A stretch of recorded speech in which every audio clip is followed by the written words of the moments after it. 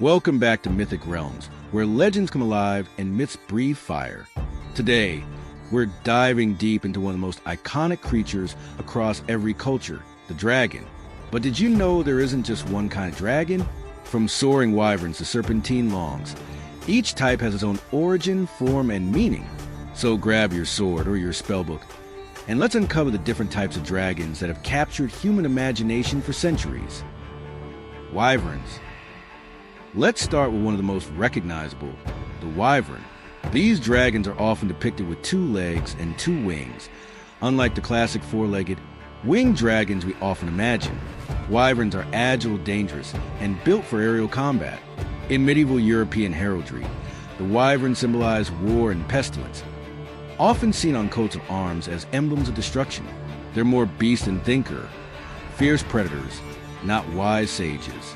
If you've seen Game of Thrones or Monster Hunter, you've likely seen a wyvern in action. Drake.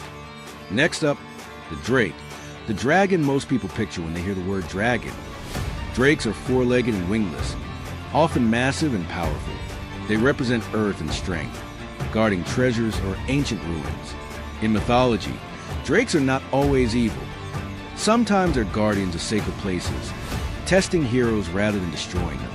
But one thing's for sure, if a drake's guarding something, you better have a good reason for disturbing it. Longs. Across the world in East Asia, dragons take on a completely different meaning. The long dragon, known in Chinese as long, is a symbol of wisdom, reign, and divine power. Unlike their Western counterparts, long dragons have no wings, yet they soar effortlessly through the air, controlling weather and water.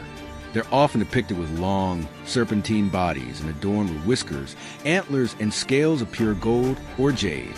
In Chinese mythology, the long is a benevolent guardian, a bringer of life rather than destruction, a reflection of how different cultures view power itself. Lindworms.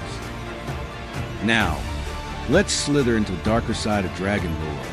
The lindworm, originating from Germanic and Norse mythology, the lindworm is a serpent-like dragon with 2 legs, sometimes winged, sometimes not.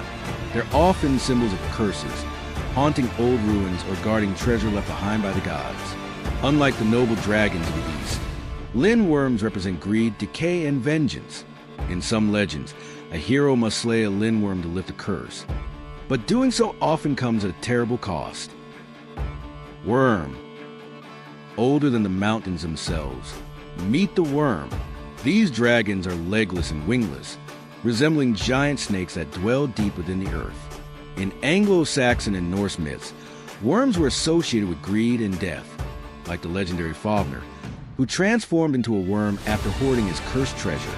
They represent the primal, unstoppable forces of nature, destruction that sleeps beneath our feet. When the earth trembles, some say a worm is stirring.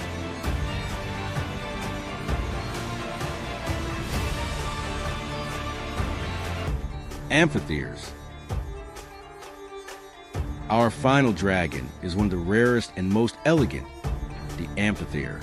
These are winged, feathered serpents found in South American and Mesoamerican legends, often seen as cousins of the Aztec god Quetzalcoatl.